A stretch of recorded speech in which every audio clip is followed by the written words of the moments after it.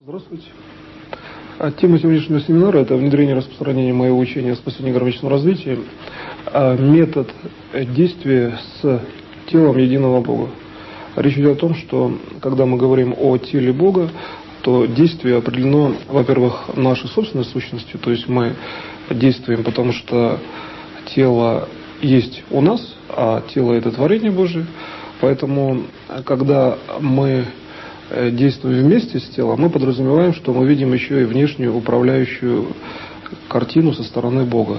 Поэтому в данном методе, прежде всего, необходимо определить быстроту действия. То есть, определяя скоростные характеристики действия, мы приходим в логике понимания к тому, как это действие определено с точки зрения достижения результата.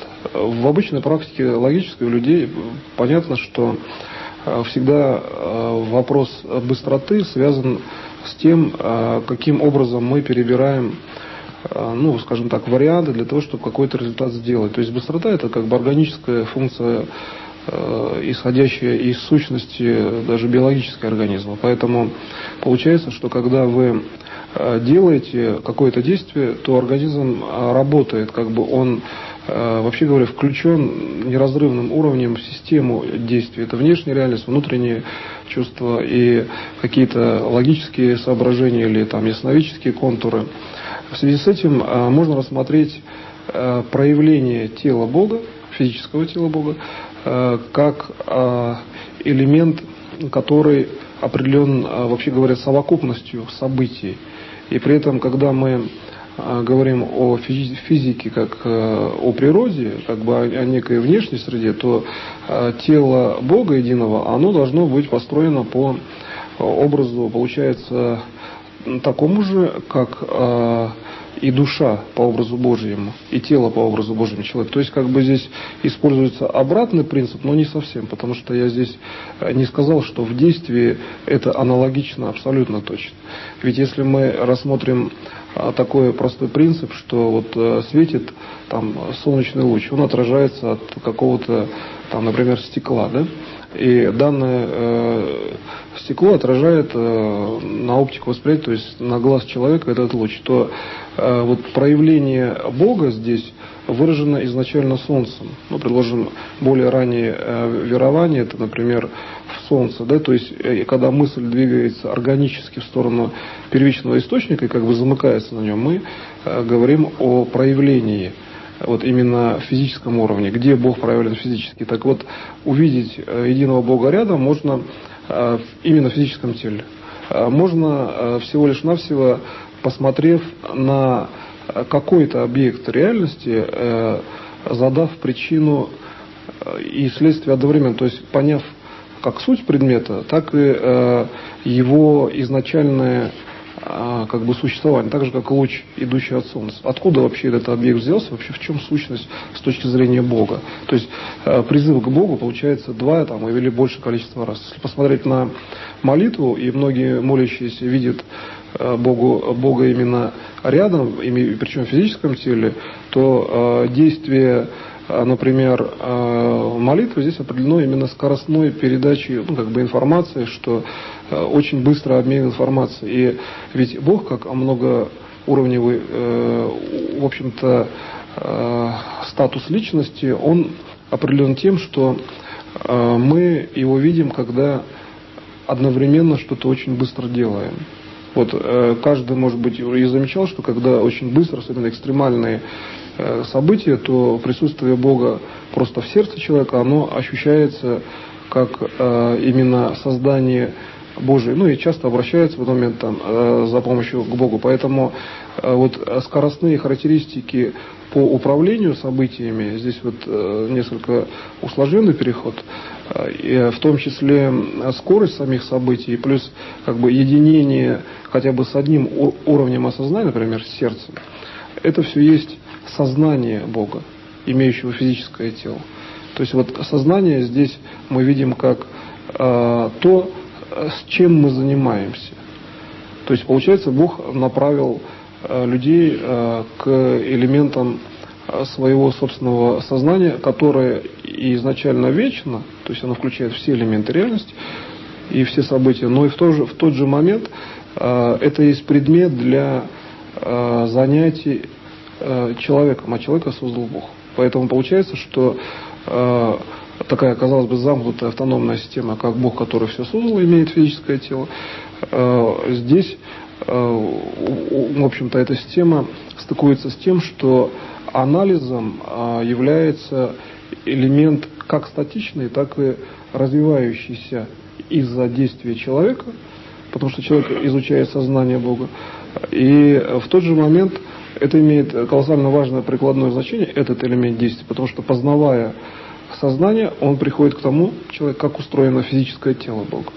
А оно вообще устроено, конечно, по аналогии, Бог, он естественный человек, даже, в общем-то, так скажем, максимально, да, идеальный в определенном смысле, хотя понятие идеала в большом количестве событий это достаточно условное понятие.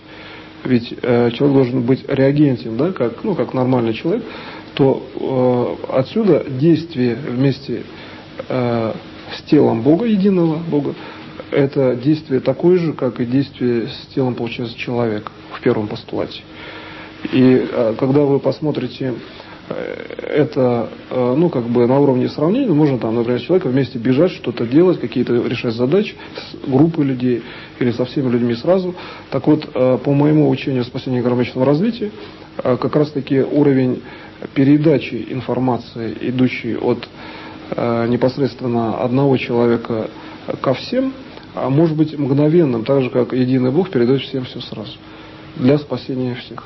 А почему это достижимо? Потому что ясно, что если действовать вместе с телом, физическим телом единого Бога, то мы получаем практически картину очень простую. Делать как Он, например, и все. А аналогия, связь, это посмотреть вообще, как тело одного человека содействует с телом другого, как они взаимно действуют, если они там играют в мяч или там в волейбол. И вот это оптическое свечение, идущее от человека к человеку, организовывает сам Бог, единый Бог. То получается вот именно событийная линия связи, которая присутствует во всем этом, и этот свет, идущий от человека к человеку, это и есть свет души, исключительно только души. Человек светит на человека в момент действия только душой. Получается, элемент действия, это имеется в виду, если действовать вместе с телом Бога, вот по методу сегодняшней лекции. Конечно, он может светить сознанием и другими элементами, но вот когда ставится вопрос, что мы всегда подразумеваем, что есть, инструктор, что вот надо действовать вместе с телом Бога, мы светим только душой. Вот здесь элемент жесткости устройства мира. Мир устроен часто однозначно жестко настолько, что на уровне информации, что там физическое проявление, это есть следствие уже, очень отдаленное. То есть устройство на информативном, на уровне восприятия, более жестко и более фундаментально. То есть там законы, которые могут не меняться вообще никак. И в соответствии с этим мы подбираемся к тому, что человек попадает в ряд этих законов, что реальность того уровня, она не меняется. Свет души, душа вечна, и поэтому взаимное свечение, даже один акт свечения, тоже вечный. Поэтому если мы говорим там, например, о том, что необходимо вырастить орган или там излечиться от заболевания, достаточно просто наложить матрицу человека на тот уровень, где есть действие Бога, но в физическом теле. Технология несколько усложненная, но по простоте понимания она заключается в том, что если говорить о том, что рассмотреть такие понятия, как тело Бога, которое визуализируется и щупается людьми, которые созданы самим Богом, то вот ощущение само человека, если анализировать логический уровень сознания, то ощущение – это то действие, которое дано изначально все равно в действии самого Бога. То есть Бог должен сначала пощупать в логике человеческого восприятия, а потом сделать управление. И вот чтобы, например, говорить о таком понятии, как физическое тело Бога, причем единого Бога, прежде всего нужно рассмотреть, в чем заключается действие, собственно говоря, самого человека, который, пока только приближается к телу физического уровня Бога. Ведь, скажем, если там физический Бог находится рядом, физически находится рядом, а человек может действовать с ним, содействовать просто как человек, то результат достигнут. Но так как Бог единый обладает свойствами личности, то есть он там в одном каком-то месте находится в конкретное время, то получается действие с ним, а он изначально заложил все действия, то есть это вообще-то существует уже само по себе. Каждый физически действующий человек действует вместе с физическим телом Бога, потому что как бы элемент тела изначально создан Богом, логическая связка. То здесь получается, что мы имеем принцип просто приближения, именно приближения к тому, что если даже человек физически не видит, например, предположим, единого Бога, то все-таки получается, что он может действовать вместе с ним, то есть действовать правильно.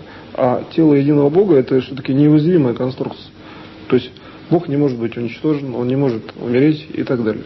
И поэтому, если познать принцип дистанционного уровня действия вместе с телом Бога, то есть речь идет, вообще говоря, просто о действии, то получается, что достаточно научиться как бы более-менее точно хотя бы одному действию, даже дистанционному, ну если рядом, еще лучше.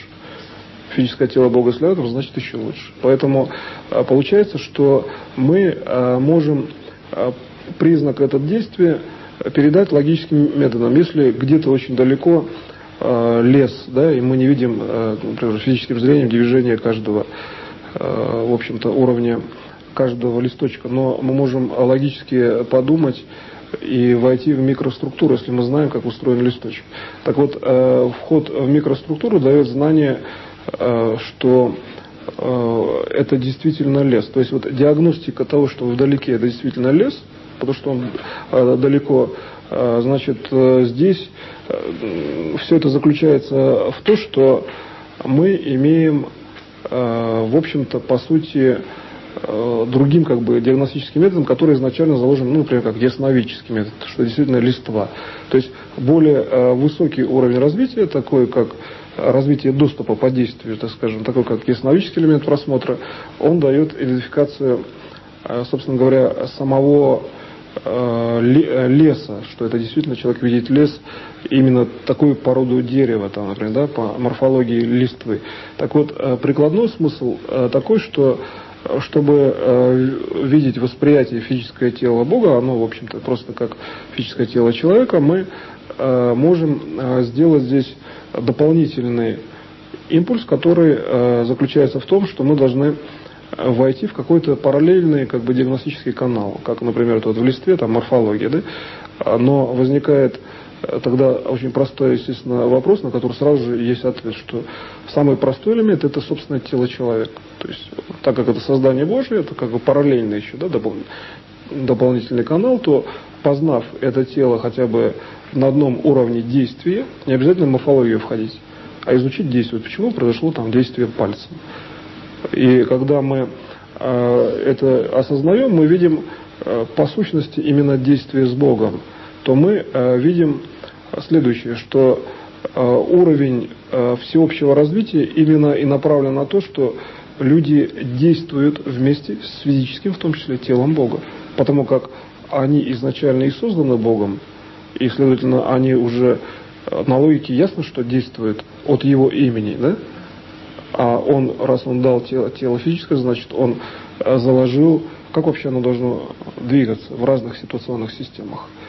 И при этом признак полной свободы воли личности заключается в том, что вот развитие в сторону Бога, то есть, ну, как бы дистанционный доступ, или именно действовать так, чтобы было достигнуто не уничтожение физического тела, это есть прежде всего социальная норма. То есть почему, например, международные какие-то правовые системы ориентирует на нормальный социальный уровень, потому что механизм социальный, именно там миролюбие, норма жизни без, например, агрессивных войн, это есть проявление уже более общего статуса, как бы, когда физические тела получают полную свободу воли. И тогда получается, что мы имеем практически то управление, что если, например, мы хотим достичь, предположим, там, полного излечения от тяжелейших состояний, то это излечение или просто нормирование ситуации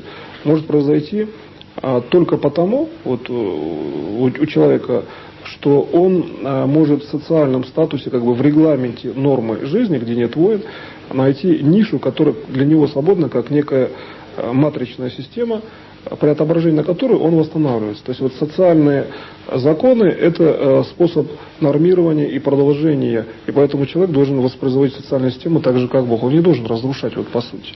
И если он, например, действует так, то тело единого Бога, воплощенное изначально просто в человеке, но потом человек одновременно является созданием Божьим, любой человек, то его действия можно сделать абсолютно в бесконечном уровне безопасными, то есть техника может быть совершенно не вредна человеку и иметь, в принципе, практически тот же спектр действий, как и развитие человека, то есть бесконечное развитие. Если следующий уровень, он будет создан с точки зрения действия с телом человека. Если машина действует вместе с человеком, она не может на человека наехать, значит. Потому что одна линия действия они одновременно действуют в цели управления. И вот здесь важное звено, чтобы определить как раз, каким образом человек выбирается из экстремальных ситуаций, то здесь необходимо увидеть, что цель управления в действии Бога единого в физическом теле и человека в своем физическом теле – это цель едина.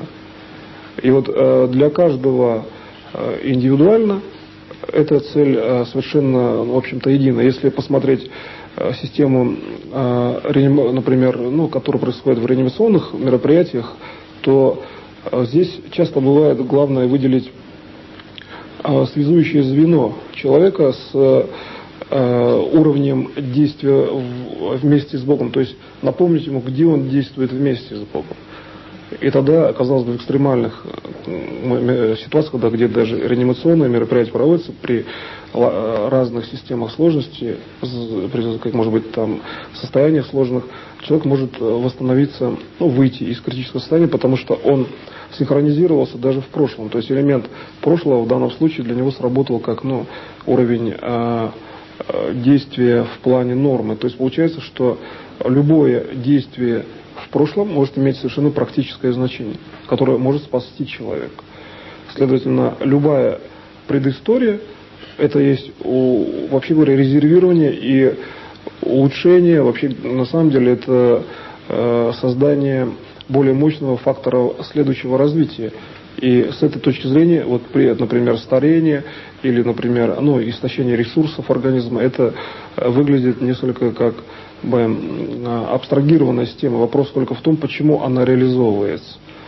Так вот, если пойти с точки зрения именно единого Бога, имеющего физическое тело в одном месте, то если посмотреть, что произошла трещина в камне, в монолитном, то эта трещина с точки зрения единого Бога, это есть действие, которое определено как действие физической материи. У единого Бога физическая материя, например, в виде тела человека, и камень треснул, то здесь получается, что здесь происходит некий элемент деструкции, который имеет признак, вообще говоря, совершенно общего развития. То есть если камень треснул, во всей информации ясно как трещина, то перенести информацию на физическое тело, значит, получается, можно, не обязательно это будет касаться какого-то конкретного органа, но, возможно, это действует на ресурс, тела. То есть камень был прочен, вдруг он треснул. Прошло некое событие, которое говорит о том, что есть некая, критическая величина. Так вот, если в мире существуют какие-то вообще просто природные катастрофы, то это действует на генетику человека. И для синхронизации с внешней частью природы вводится, в общем-то, такой уровень, как уровень генетического реагирования, то есть уровень старения из-за того, что есть элементы вообще некой как бы разрушаемости, вообще преобразования информации. Но преодолеть эту систему можно очень просто, если всего лишь навсего развить знания до уровня того, что ведь не обязательно реагировать на треснутый камень. И вот, кстати, очень сильно действует система омоложения или восстановления, когда всего лишь навсего находится любой ближайший объект, ну, там, например, тот же камень или там лопнувший листок, и он просто экранируется. То есть как можно вообще человеку омолодиться? Он должен просто экранироваться не от людей, причем, а от внешних элементов, как бы, которые действуют именно на генетику, который как бы реализует механизм однозначности системы. Если камень треснул, листочек упал, это свойство, которое уникально и унифицировано, и оно распространяется и на человека. Каждый элемент реальности, он имеет равные условия и равный элемент проникновения во все области информации.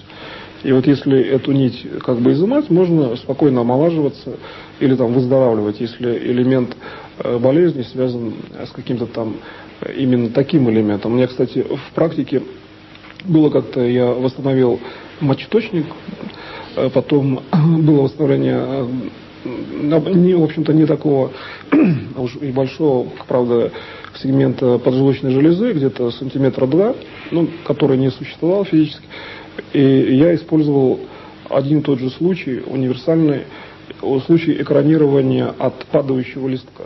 Всего лишь навсего в информации это вводится. Это видно. Вот один и тот же тип действий приводит к одним и тем же изменениям.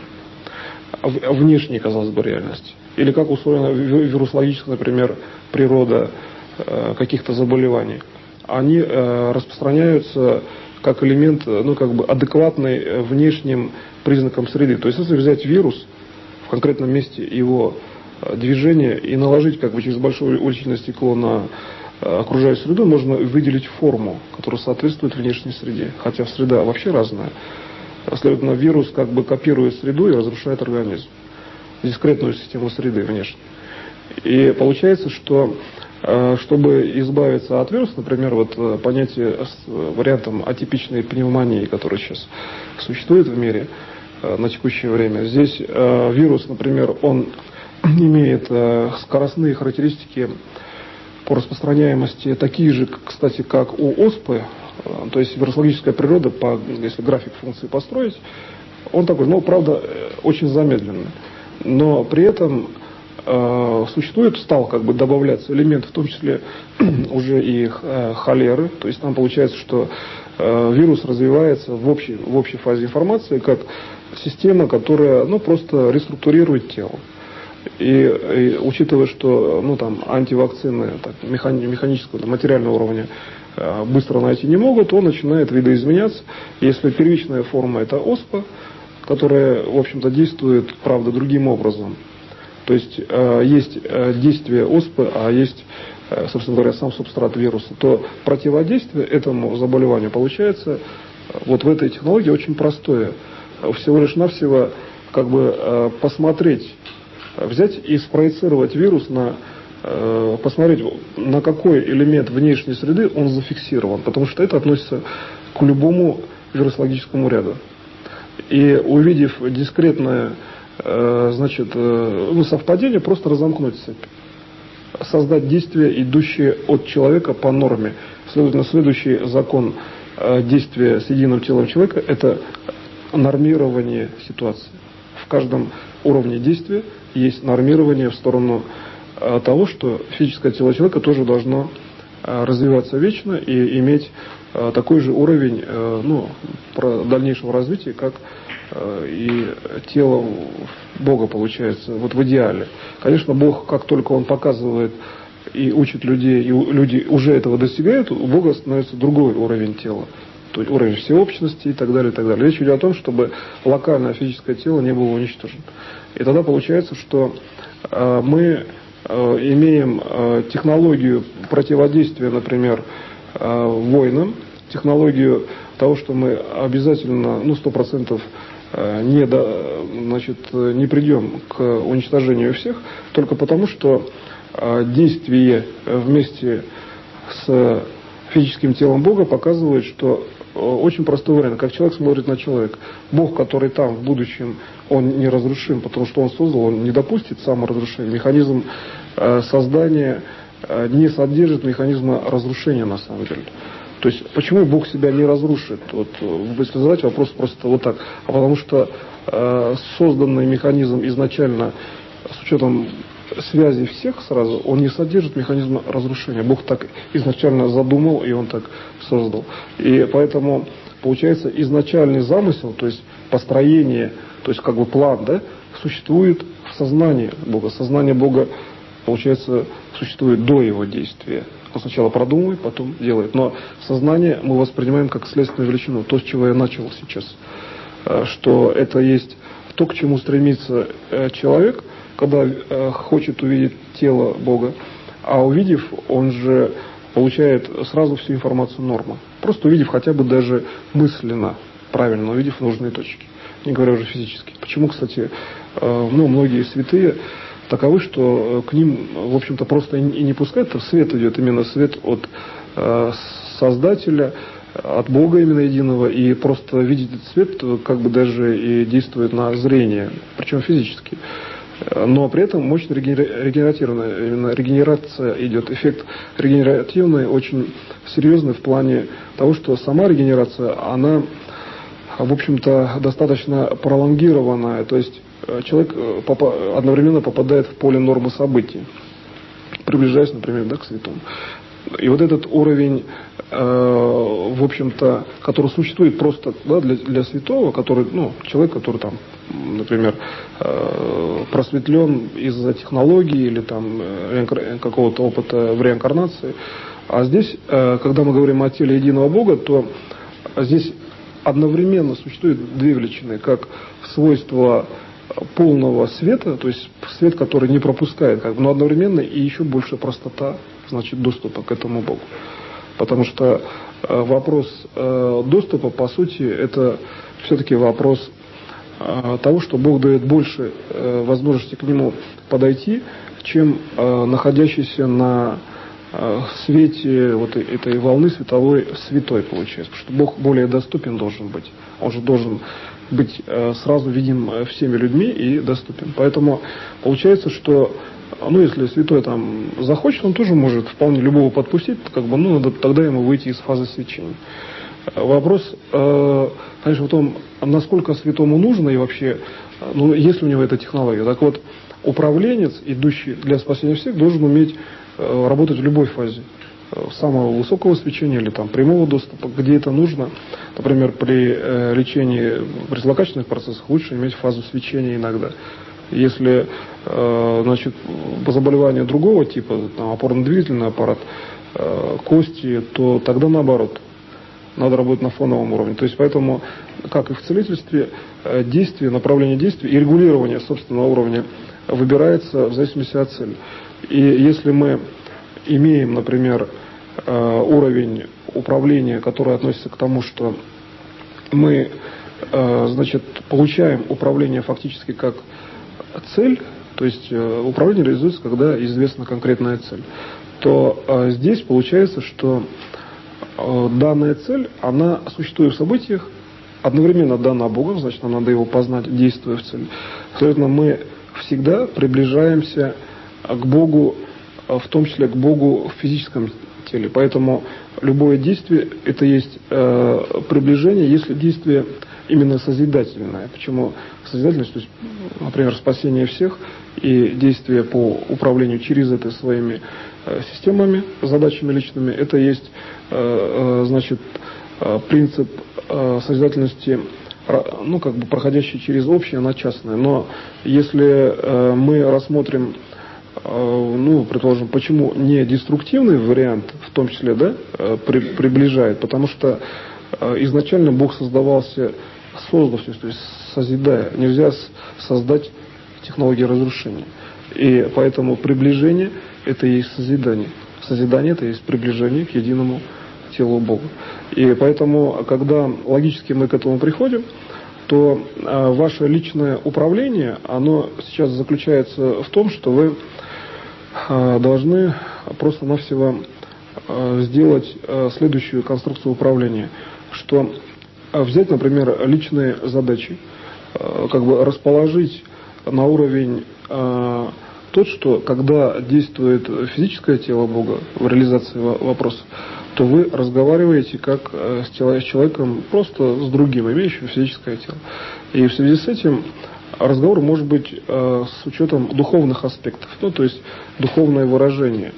И вот заложив цель управления в духовное выражение, в диалоге с физическим телом Бога, значит, вы получаете управление такое, которое происходит часто между личностями. Ну, там, как бы, беседа греет, да, идет реализация событий и так далее. И здесь просто-навсего надо выйти на физическое тело Бога. Причем выйти однозначно. Это должно быть не представление, а конкретно, что вы фактически входите в духовный контакт с Богом. Но вот когда вы входите с Богом в духовный контакт, то здесь вы видите, что Дух Бога – это выражение его физического тела. Вам проще. И получается, что вы можете решать всего лишь навсего, войдя в это состояние, что Бог имеет физическое тело, вы вывозите как-то свою проблему вот перед собой, и она решается, потому что вы именно так видите реальность. И сейчас вы сделаете это упражнение. Значит, это фактически даже не упражнение, а конкретная практика. То есть сделайте так. Вы видите перед собой свои задачи. Единый Бог, Он конкретно перед вами, то есть перед каждым Он находится, ну, как бы, можно и мысленно, да, а можно просто физически вот взаимодействовать. И главное, чтобы это было единственное физическое тело единого Бога. Когда вы выходите, вы решаете вопрос как бы даже и невидимо. То есть он решается, потому что вы в духовном контакте, идущем от Духа Бога. При этом от Духа Бога, имеющего физическое тело. Не просто как бы Бог, а как бы в общем понимании, да, а именно физическое тело. И вот посмотрите, насколько быстро можно решать вопросы. Здесь вопрос решается практически сразу, органически, как будто бы проблема не существовала. Вот выйдите именно в этот спектр. Выйдите и зафиксируйтесь вот именно в этом. Сейчас поработайте, а я буду работать вместе с вами.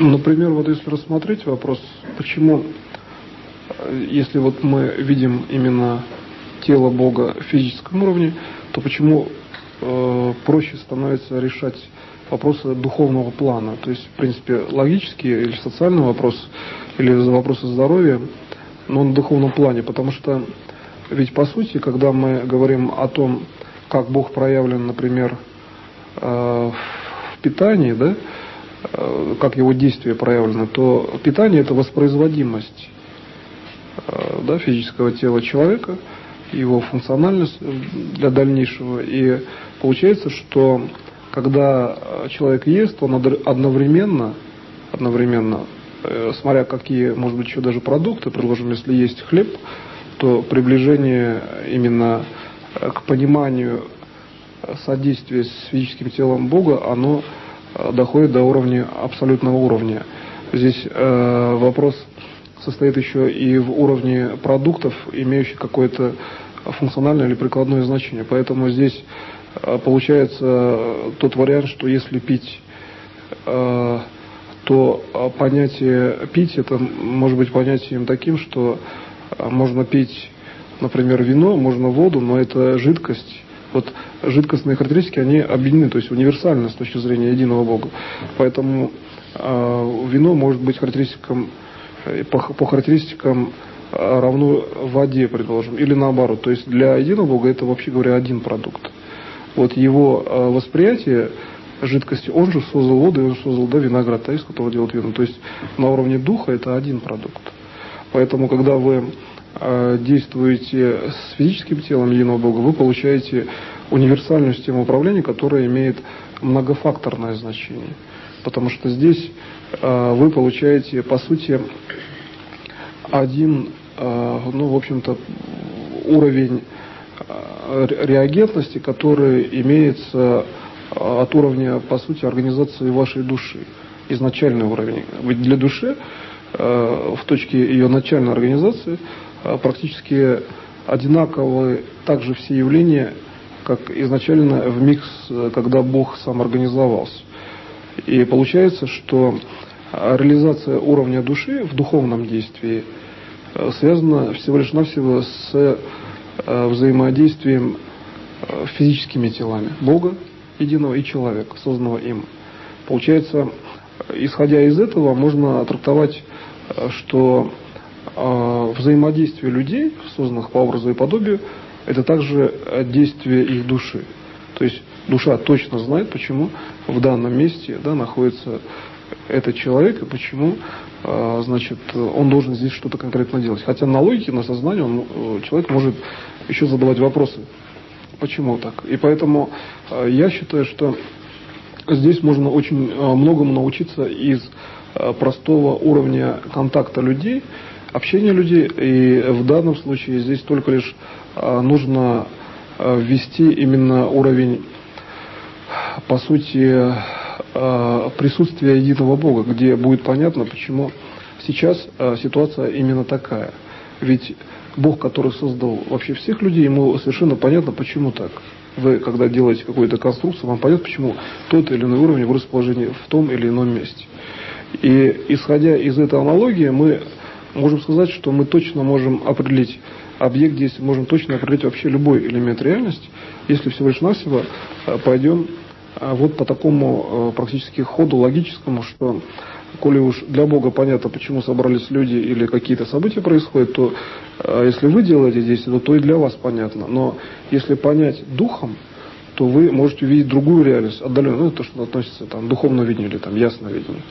Вот, смотря чем понять. И вот получается, что дух понимающий, то есть дух познающий, это есть уровень, который соответствует тому, что познающий дух, он всегда многофакторен, то есть он может объединять там всех и все как бы под уровень, как делает единый Бог, так и может практически, видеть индивидуальную картину.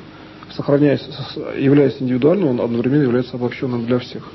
И вот почему, когда мы говорим именно о духе, например, духе святом, то есть духе внешнем, идущем от тела Бога, то мы видим, что уровень обобщения в данном случае сводится к тому, что мы визуализируем картину действия Духа Бога, то есть идущего практически к телу человека, как от единого Бога, так и одновременно идущего от Духа самого человека, Дух самовосстанавливающий, Дух, организующий тело. И вот когда духовный посыл организовывает тело, то получается, что любая тогда среда, абсолютно любая система способствует тому, чтобы тело было нормальным, организованным. И вот эти так называемые дискретные системы, которые я говорил о вирусологических вариантах, они становятся неэффективными, если дух находится на уровне их понимания. То есть тогда, получается, вирус становится нефункциональным. И вообще говоря, любое заболевание будет нефункциональным, то есть оно будет тогда излечиваться, если духовные характеристики таковы, что вы сможете в состоянии духа и в состоянии физического тела ввести как параметр индивидуальности, так и параметр всеобщности. Потому что если внешний уровень как параметр всеобщности вы вводите его как управляющую систему, например, какими-то процессами, то стоит только ввести его внутрь, организма в виде действия. Эта система становится управляющей и в общем-то, управляемой вами. То есть вы можете управлять системой, потому что сигнал находится внутри вас. Вот для чего вообще создано чувство человека? Если задаться простым вопросом. Да, человек имеет чувство, функциональное действие для чего? Как действовать чувствами вместе с действием, с физическим телом человека? Мы говорили пока о несколько неопределенном спектре, в общем-то, действия, например, действия вместе с телом, махнуть одновременно рукой, и излечиться или достичь событий на уровне. Содуховное действие. Если мы говорим об уровне действия с физическим телом Бога, то здесь можно, вообще говоря, рассмотреть следующий вопрос, что ведь для Бога чувство человека и его физическое тело — это, в общем-то, система одного уровня. Опять универсализм зрения Бога. Тогда получается, что если мы, например, имеем уровень управления такой, что хотим понять, вот как тогда действовать чувством вместе с физическим телом Бога, то для нас должно быть понятно, что внешнее, например, действие, оно таково, что когда вы управляете каким-то событием, то вы осматриваете вот в рамках этого события, какие происходят элементы, да, где-то их контролируете, духовным содержанием.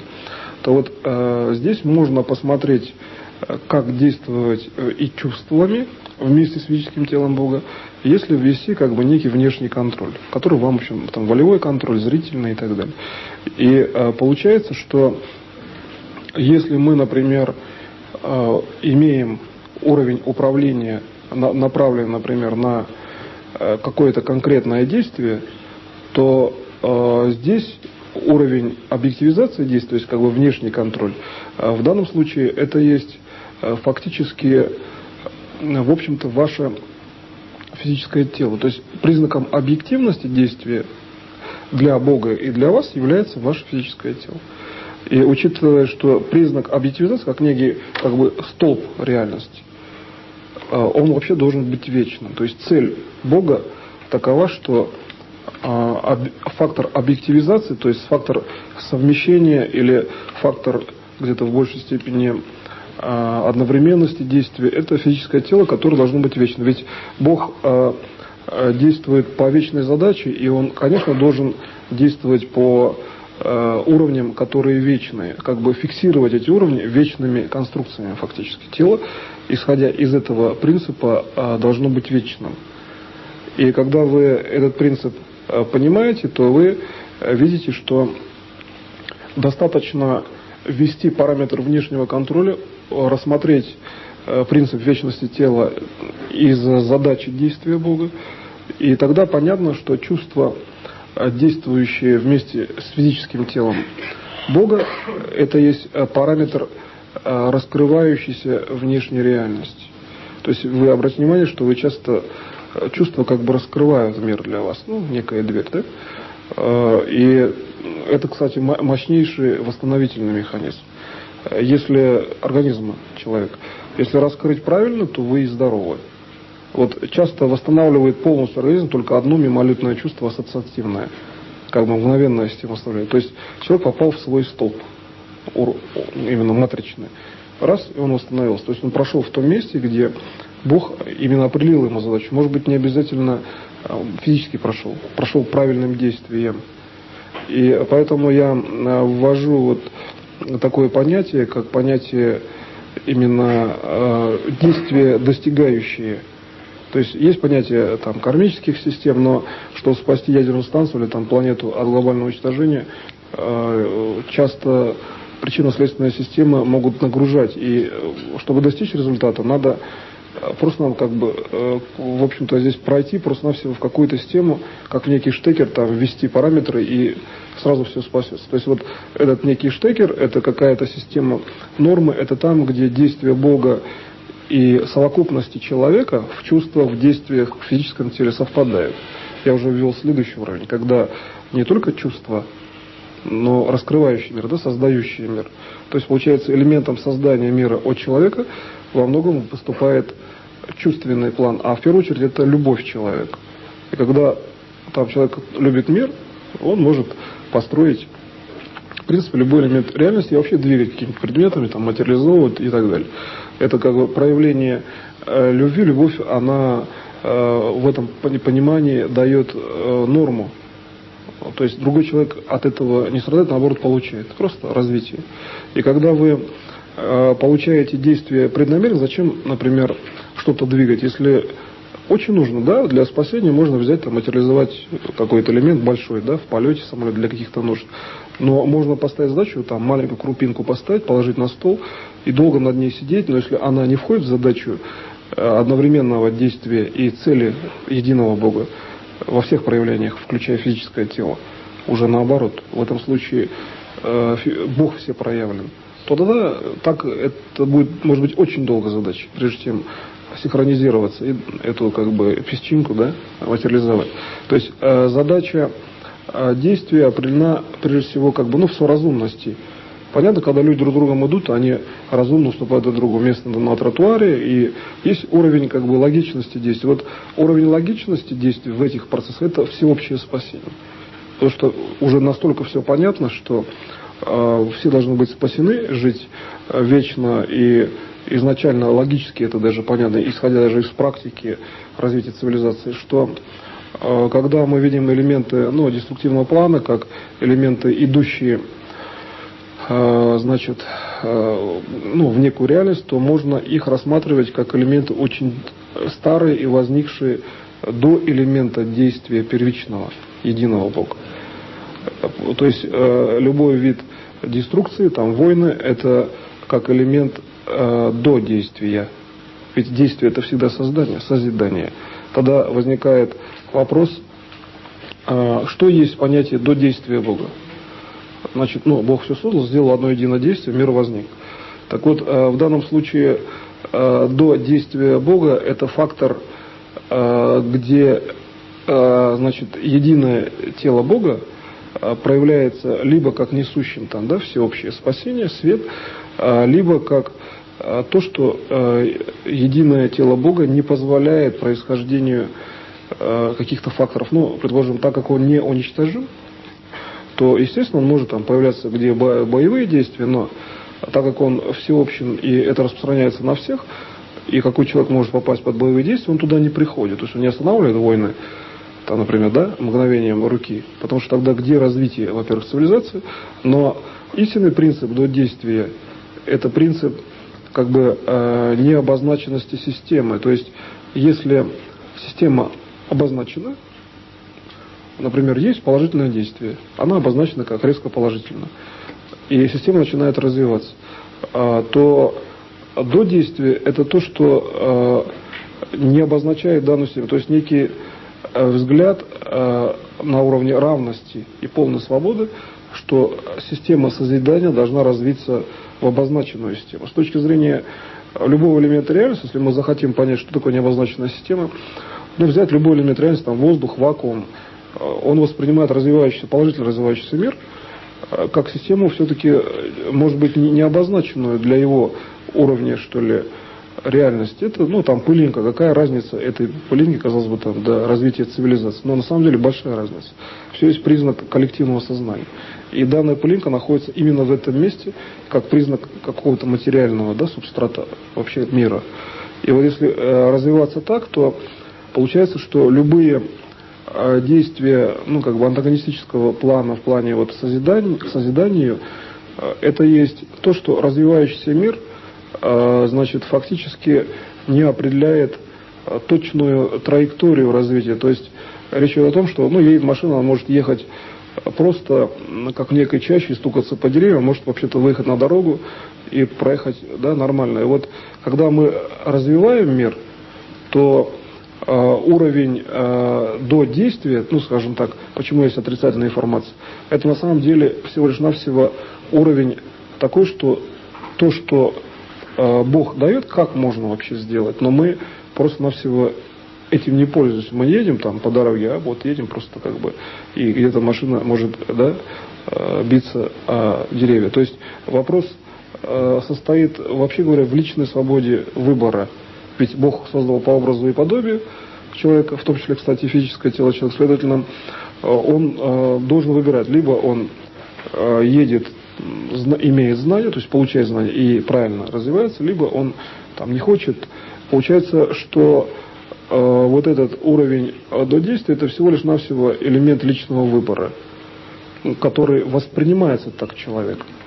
То есть человеком может восприниматься то, что Бог здесь не сделал действий изначально. И поэтому все войны и все такое прочее – это очень старая информация, которая до первый признак созидательного действия. Я так, вообще говоря, ввел, смоделировав управление, потому что так удобно фиксировать отрицательный уровень информации. По признаку, как бы, просто тому, что она более старая, более, темная, имеет характеристики более ранние, до признака созидательного действия. Когда мы берем это управление, и так, кстати, есть в реальности, когда мы берем это управление и получаем, что мы знаем эти характеристики, мы видим, что характеристики сами по себе начинают таять. То есть принцип выявления – это есть принцип действия. То есть если мы знаем, откуда что, то мы решаем вопрос очень просто. Следовательно, любую проблему можно решить, выявив в ней всего лишь навсего самый ранний признак по отрицательному именно спектру, и всего лишь навсего добавив, сжав время до более современного, то есть увеличив скорость времени в отрицательном уровне. С точки зрения божественного действия это очень логично. В бесконечном количестве времени все равно все придет в норму. И мы просто счетчик времени ставим на убыстрение, получаем норму. Кстати, в реанимационных мероприятиях, мероприятиях каких-то быстрого восстановления или срочного реагирования, часто люди ощущают замедление некое возникающее, по восприятию, то вот здесь это замедление, это есть то, что душа растет в сторону мира. Душа прогибает мир и берет управление этой частью на себя уже в большей степени, действуя вместе с физическим телом неуничтожимого Бога. Тогда получается, что и человек не погибает и так далее. Здесь периодически у людей это проявляется как элемент управления за счет того, что он в этот момент понимает, как устроено физическое тело единого Бога. И как оно функционирует, как оно взаимодействует. Ведь для Бога, вообще говоря, нет разницы. Тело, воздух, да, это для него все едино. Он же создал воздух, то есть для него это предметы одного порядка. И получается, управление в этой точке зрения, оно совершенно, в общем-то, такое простое. То есть если мы имеем, например, такую картину, то, казалось бы, если это одна и та же среда, то тогда вообще признак дифференциации, почему Бог создал людей разнообразными, идущими по-разному к своей цели, если посмотреть на его задачи, то разнообразная среда – это признак объективизации действия, с точки зрения того, что сам Бог, он создает именно так конструкцию, потому что это ему так нужно. То есть объективизация и нужно, с точки зрения его свободы воли. То есть любое проявление мира – это также полная свобода воли действия единого Бога. И получается, что мы имеем взаимосвязь. Почему человеку нужна свобода? Потому что Бог-то действует абсолютно свободно. И вариант содействия, вариант одновременного действия – это опять абсолютная свобода человека. Он же создал по образу подобия, же не может взять и ограничить в чем-то даже. И вот здесь возникает элемент следующий, что для того, чтобы получить универсальное управление от действия вместе с физическим телом Бога, надо действовать как физическим телом, это понятно, но можно действовать, в отличие от обычных систем, чувствами точно так же, как и действием физическим телом. Обратите внимание, это я эту систему управления вожу вообще впервые, потому что приравниванность именно волевого действия чувственным планом с действием физического тела при наличии контакта с единым телом, именно физическим телом единого Бога, эта конструкция мной вводится вообще впервые. Поэтому здесь надо быть повнимательнее, сегодня вводится впервые. Потому что здесь возникают очень сильные моменты управляющие какого типа. Любое движение физическим телом может приводить к управлению, но можно чувственным планом влиять на физическую реальность. То есть это одинаковый уровень управления. То есть чувственно значит план, как туда входят параметры чувств, так и план мгновенного доступа. Мы когда воспринимаем чувство, мы же часто не воспринимаем, что вот оно вот где-то локально в каком-то месте. Это всеобщий уровень доступа. И поэтому работа здесь идет универсальная. И здесь надо просто быть повнимательнее, потому что чувство должно быть соотнесено с физическим вашим телом, то есть как бы исходить из уровня физического тела, как бы изнутри, да, от сердца. То есть вы должны четко понимать, что чувство исходит из вас. Первый критерий. И второй критерий — это что вы должны хотя бы раз, увидев единое тело Бога, то есть физическое тело Бога, пусть даже дистанционным зрением, зафиксироваться лучше всего в духовном уровне там, взаимодействия. То есть вот в чем преимущество, что когда вы настраиваетесь на физическое тело единого Бога, вам часто не нужно как бы высоко выходить на уровень информативного доступа. То есть, предложим, не дай бог, конечно, какая-то экстремальная ситуация, да, там, предложим, срочно принять решение там, по самолету, который имеет какие-то проблемы. Если выходить на уровне технологическом и выходить на духовном плане, просто вот долго, то время же идет. А если вы просто, как вспомнить, просто как человека, то это мгновенное управление. И поэтому уровень, или в экстремальных системах, настроившись на именно тело Бога физическое, вы получаете практически мгновенное управление, причем сразу.